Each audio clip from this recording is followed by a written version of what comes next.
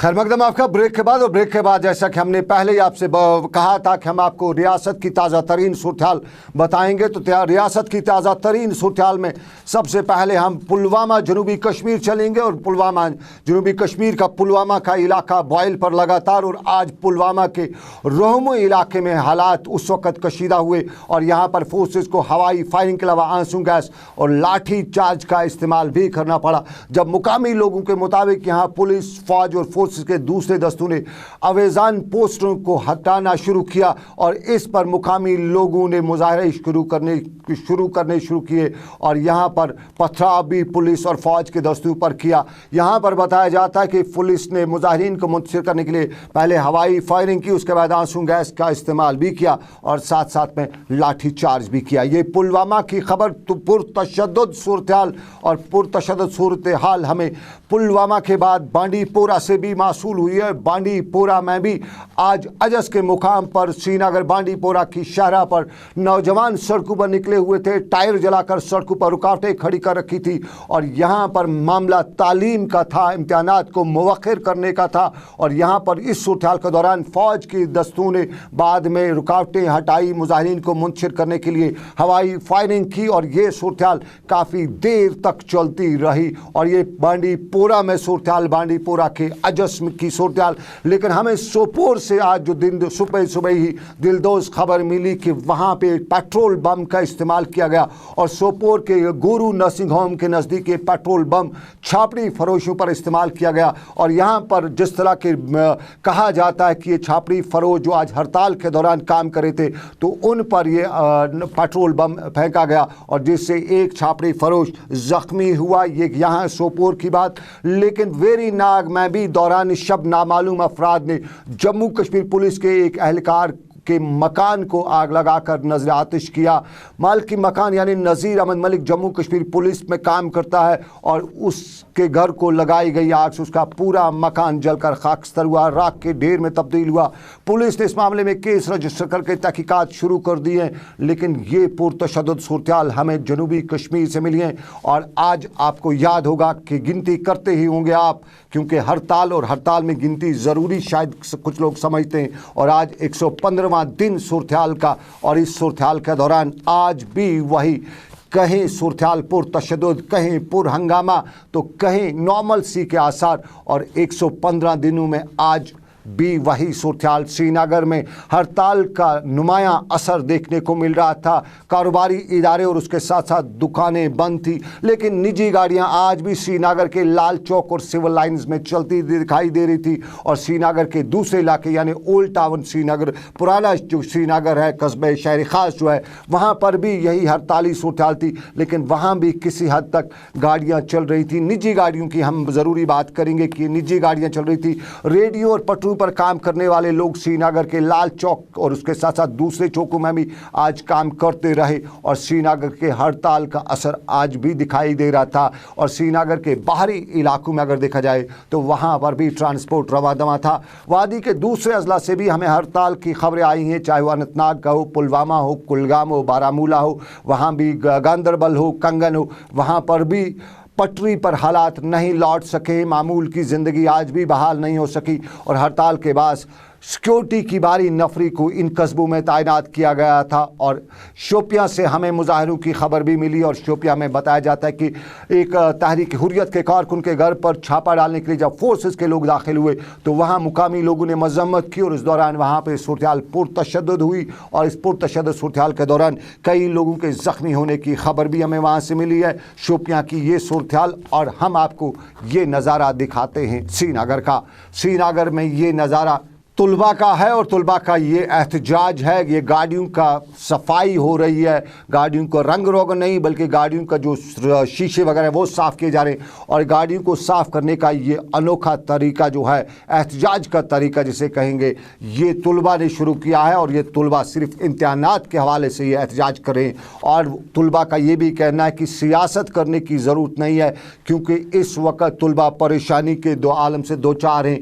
तुलबा की मांग यही थी इम्तिहान को मुवक्किर किया जाए। बकौल तुलबा के ना वो जहनी तौर तैयार हैं, ना वो निसाब मुकम्मल कर चुके हैं और हालात ऐसे कि उन्हें परेशान, टेंशन सब कुछ उन्हें दिया गया है। और इस सूरत हाल में तुलबा इम्तहानात देने की पोजीशन में नहीं है और सरकार से मांग, एक एहतजाज के ज़रिए तुलबा ने सरकार से मांग की कि इस सूरत हाल के दौरान उनके इम्तहानात मौखर करके मार्च में लिए जाएँ तो बेहतर होगा। जो प्रैक्टिकल नॉलेज हमारे बच्चों को आज हासिल नहीं हो सकी इन 4 महीनों के अनरेस्ट की वजह से, जो उनका सिलेबस इनकम्प्लीट रहा, उनको मजबूर करना एग्जाम देने के लिए, उसके नताइज कुछ ऐसे आ सकते हैं, हमारे बच्चों का फ्यूचर वो बर्बाद हो सकता है। और आप अच्छे से जानते हैं कि जो बच्चों का फ्यूचर है, जो यूथ होता है, वही स्टेट का फ्यूचर होता है, वही कंट्री का फ्यूचर होता है। जब आपके कंट्री में ऐसे बच्चे होंगे जिनको प्रैक्टिकल नॉलेज नहीं होंगे, वो आपको कल कैसे इंटरनेशनल लेवल पे, नेशनल लेवल पे आपको कैसे वो रिप्रेजेंट करेंगे। यही ये बच्चे हैं जिनको कल नेशनल लेवल पे कम्पीट करना है, इंटरनेशनल लेवल पे कम्पीट करना है।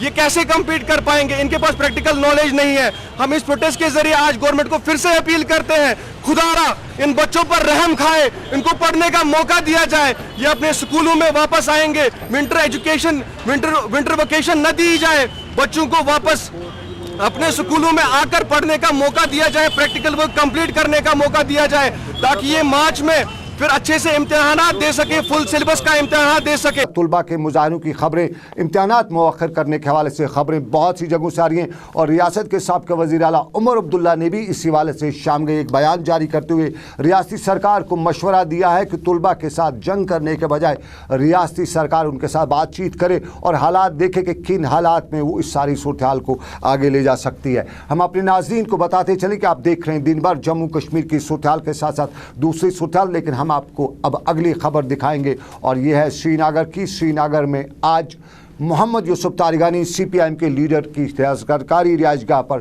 प्रेस ब्रीफिंग थी। जम्मू कश्मीर का मुद्दा ज़रूरी था और यहाँ पर तालीम का मुद्दा भी उठाया। जम्मू कश्मीर के मुद्दे पर और उसके साथ साथ हिंदुस्तान पाकिस्तान के मुद्दे पर मोहम्मद यूसुफ तारिगानी ने रियासत की सरहदों के हवाले से जो तनाव है उस पर अफसोस का, कशीदा तनाव की सूरत हाल का पर अफसोस का इज़हार करते हुए सरकारों से यानी हिंदुस्तान और पाकिस्तान दोनों से गुजारिश की कि वो बदअमनी और जंग जदल को बंद करके आपस में भाईचारा करते हैं, बातचीत करें। और तारिगानी ने कहा कि 22 अगस्त को वज़ीर आज़म ने जम्मू कश्मीर से जो कुल जमाती वफद गया था उनके साथ मुलाकात के दौरान उनने बताया था कि वो कश्मीर के मसले का मुस्तकिल हल चाहते हैं और इस मकसद के लिए मुज़ाकराती अमल ज़रूरी है, लेकिन वज़ीर आज़म के दफ्तर से अभी तक इस तरह के इक़दाम नहीं उठाए जा रहे। या मीडिया ने उनसे दरस तदरीस, स्कूल जलाना या दूसरे मामलात पर भी सवाल किया और पूछा उनसे कि क्या है उनकी राय, तो उन्होंने कहा कि अलहदगी पसंदों के साथ साथ जम्मू कश्मीर के हर तबके फ़िक्र को रियासत के तालीमी निज़ाम की फ़िक्र करनी चाहिए। ये मेरी अपील है आज। This is the earnest appeal to the community leaders at the district level, at the local level, at every level. We have differences. Separatist leadership का अपना व्यकार है, इज्जत है, but nevertheless they don't agree with my political views. Maybe I have different opinion on certain issues, but I think we should unitedly raise our voice for the well-being of our children, their future, and first protect the schools. Protect the schools. We can. People can. And secondly तालीम के बारे में कैसे क्या होगा, इम्तिहान कब लिया जाएगा, इसके बारे में मुशावरत चाहिए एकेडमिशियंस के साथ। इसके बारे में चाहिए कि वो जो स्कूल को चलाने वाले, कॉलेज या यूनिवर्सिटी को चलाने वाले, सरकार की जिम्मेदारी बनती है उनके साथ मशवरा करे और पॉलिटिकल लीडरशिप और उलमा और सोशल लीडरशिप के लिए जिम्मेदारी है कि वो अपना रोल अदा करे। और चलिए हम आपको बताते चलें कि वादी में हथियार छीनने के वाक़ात में इजाफा होने के बीच वज़ारत दिफा ने सर्विस राइफलों में आज खुसूसी कंप्यूटर चिप नस्ब करने का फैसला भी किया है ताकि छीने गए हथियारों का कबल अज़ वक्त पता भी लगाया जा सके। ज़राए के मुताबिक इसलिए में फ़ौज ने मरकज़ी वज़ारत दिफा को बताया है कि मिलिटेंटों की जानिब से हथियार छीनने के वाक़ात में गैर मामूली इजाफा हो रहा है और इसको मद्देनज़र रखते हुए सर्विस राइफलों में कंप्यूटर चिप नस्ब करना अब ज़रूरी हुआ है। ये भी बताया जाता है कि मरकज़ी सरकार ने हथियार छीनने के वाक़ात को नाकाम बनाने के लिए माहिरीन की कमेटी भी तश्कील दी है और इब्तदाई रिपोर्ट के मुताबिक सर्विस राइफलों में कंप्यूटर चिप नस्ब करने का फैसला किया गया है ताकि आने वाले दिनों के दौरान इस सिलसिले में बाज़ाब्ता तौर पर अहकाम भी सादर किए जा सकते हैं। दिफाई ज़राए के मुताबिक अब तक 100 के करीब हथियार पुलिस और फौज से एहलकार से छीने जा गए हैं, जिनका ताहाल कोई सुराग नहीं मिला है और अब मरकज़ी सरकार चिप लगाकर सुराग ढूंढने की कोशिश करेगी और नए हथियार न छीने जा सकें उस पर रोक लगा सकेगी। और नाज़रीन, हम आपको बताते चलें कि आज सुबह की खबर है, सुबह ही खबर आई कि भोपाल की जेल से 8 लोग फरार हुए और ये 8 के 8 सिमी के अरकान हैं। भोपाल की जेल से रात गए का ये वाक़ा और इसमें बताया गया कि दीवार फलांद कर ये 8 के 8 फरार हुए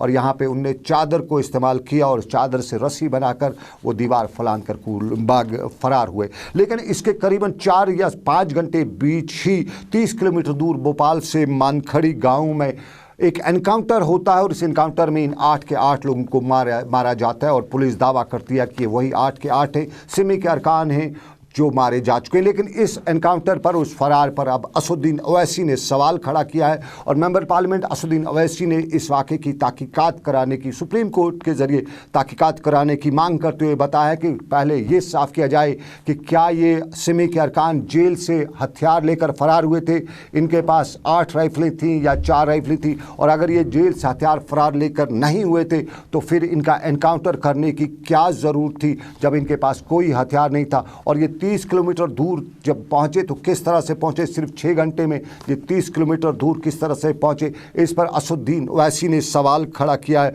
और असदुद्दीन ओवैसी ने सुप्रीम कोर्ट के जज से इसकी तहकीकात कराने का मुतालबा किया है। लेकिन हम आपको वादी कश्मीर की ताज़ा तरीन सूरत-ए-हाल के साथ साथ और भी खबरों पर रोशनास कराते हैं। हम आपको बताते चलें कि रियासत के साबिक़ा वज़ीर आला और नेशनल कॉन्फ्रेंस के सदर डॉक्टर फारूक अब्दुल्ला ने एक बार बयान ये भी दिया था कि उधर का कश्मीर उधर, इधर का कश्मीर इधर, और तब बड़ा विवाद खड़ा हुआ था, बड़ी बातें हुई थी। लेकिन आज हमारे साथी अशफाक गौहर से एक ख़ुसूसी मुलाकात के दौरान जब अशफाक गौहर ने उनसे पूछा कि आपने ये बयान दिया, आपको कोई अफसोस तो नहीं है, तब आपको काफ़ी यहाँ पे तनकीद का निशाना बनाया गया था, तो उनने आज कहा कि वो आज भी उस बयान पर डटे हुए हैं और उनका ये भी कहना था कि वो उस वक्त उस बयान पर बीजेपी के लीडर और भारत के साबिक़ा वज़ीर-ए-आज़म अटल बिहारी वाजपेयी भी मुतफ़क़ थे और उनने ये भी बताया कि अटल बिहारी वाजपेयी ने ये मामला पाकिस्तान के तब के सदर जनरल परवेज़ मुशर्रफ के साथ भी उठाया था और परवेज़ मुशर्रफ ने उन्हें हामी तो भरी थी, लेकिन तब हालात का हवाला देकर बताया था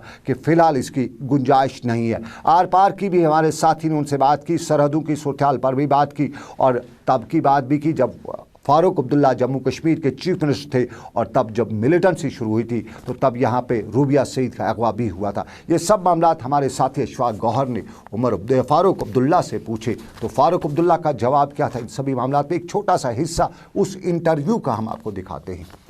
मुझे ये बताइए, क्या हिंदुस्तान के पास वो ताकत है कि वो पाकिस्तान का हिस्सा कश्मीर का ले सकता है?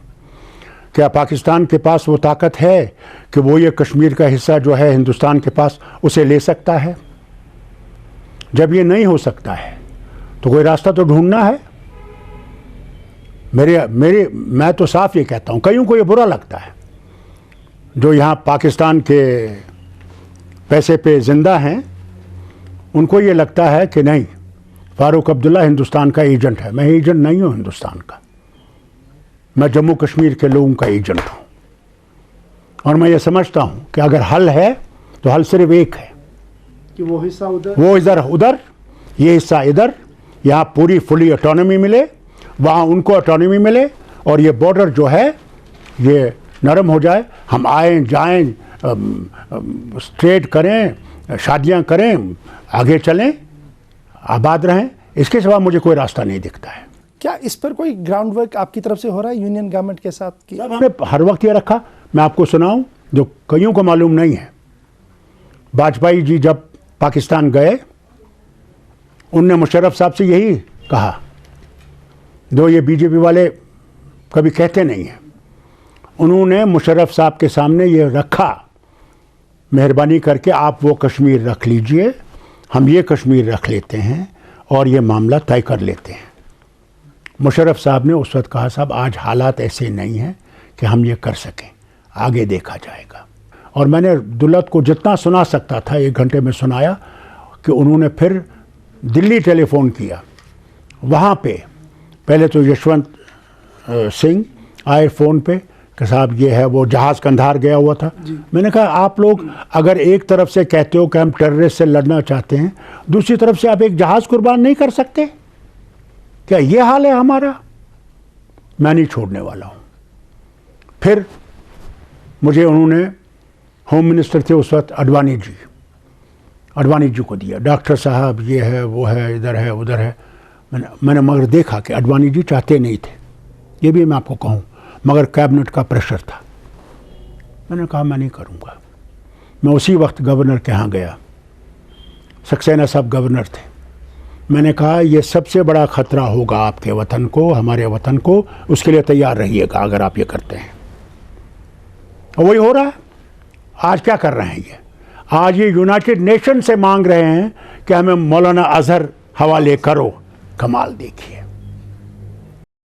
चलते चलते हम आपको बताते चले कि हमें यारीपोरा कुलगाम पुलिस स्टेशन से हमें खबर मिली है कि वहाँ पे एक 6 साल लावारिस बच्ची है जिन्हें वहाँ के नज़दीकी बाज़ार से पाया गया है शाम गए, और उन्हें उसे अब यारीपोरा कुलगाम में उसे मुकामी पुलिस स्टेशन में रखा गया है। और अपील की गई है लोगों से कि अगर किसी का कोई 6 साल का, तकरीबन 6 साल की उम्र का बच्चा गुम हो तो वो यारीपोरा कुलगाम पुलिस स्टेशन से रब्ता कायम करें। तो फिलहाल ये था हमारा आज का दिन भर। आज के दिन भर से बस इतना ही। अपने मेज़बान सनम एजाज को इस वादे के साथ दीजिए इजाज़त कि ऊपर वाले ने चाहा फिर करेंगे आपसे मुलाकात। रखिए अपना ख्याल। अल्लाह आपका मेरा सबका निगहबान हो। अल्लाह हाफिज़।